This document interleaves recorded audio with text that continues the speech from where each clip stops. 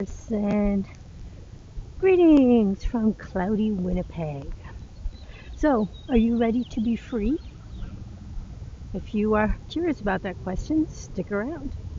Let me introduce myself first. My name is Adasa Vitar, and I am a wellness advocate. I'm also a life coach, but I want to emphasize the wellness advocacy a bit more because that's really what's on my heart right now. I help beautiful people like you create well-being by transforming their nutrition, their mindset, and their finances. So that's my new tagline. I'll probably be doing some changing of stuff in social media later in the day. But right now I wanted to talk about freedom because last night Passover ended. And it's always a mixed feeling for me. On the one hand, I love Passover. On the other hand, it's a lot of work and it's hard in some ways, especially on my family of people who like their routine and like what they like and really don't deal well with disruption. So, so we are now back. Well, we're not actually back. There's still a lot of work to be done to put it all away. But at least they'll be able to have some bread this morning and they'll be very happy. So, freedom. Are you ready to be free is the question.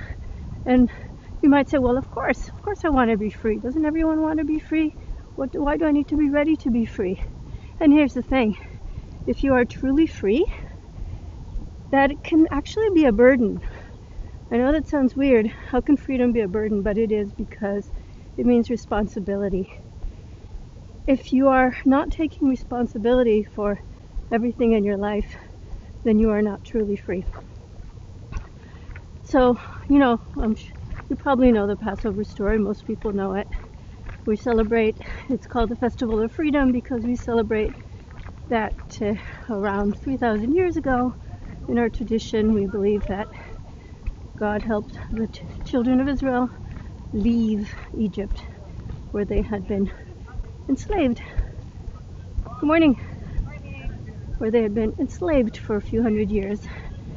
And out they went into the desert and had all sorts of miracles happen, the parting of the sea and all of that stuff.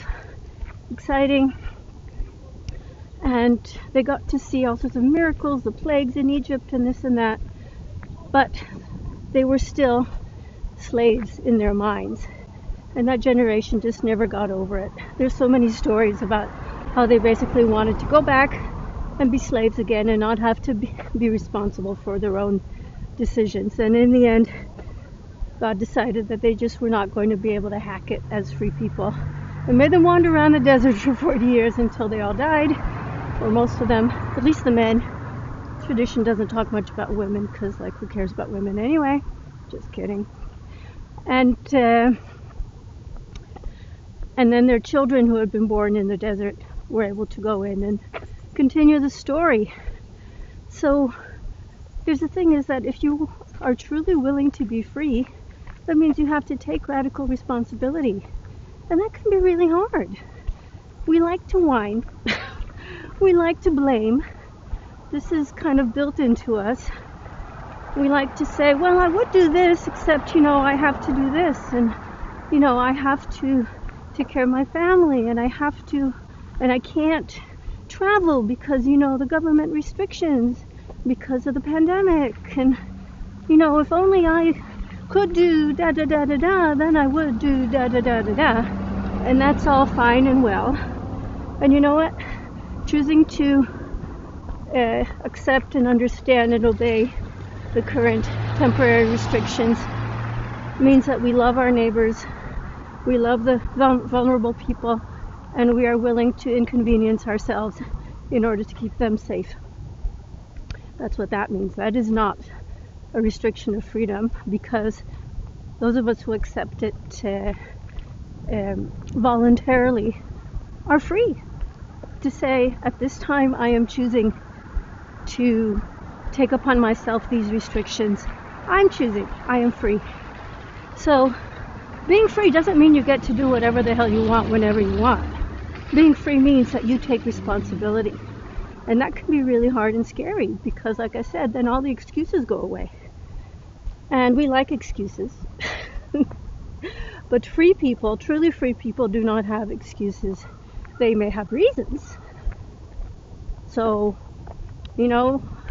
I wrote my newsletter early this morning in the time that I'm normally prospecting, and so my prospecting numbers aren't what they should be, but I'll catch up later today. The point is that last night I made a conscious decision to go to bed instead of sitting up late writing the newsletter. It still went out on time this morning, so I'm happy with that. Last week I was actually late, but this week I'm going to be on time because I did that this morning.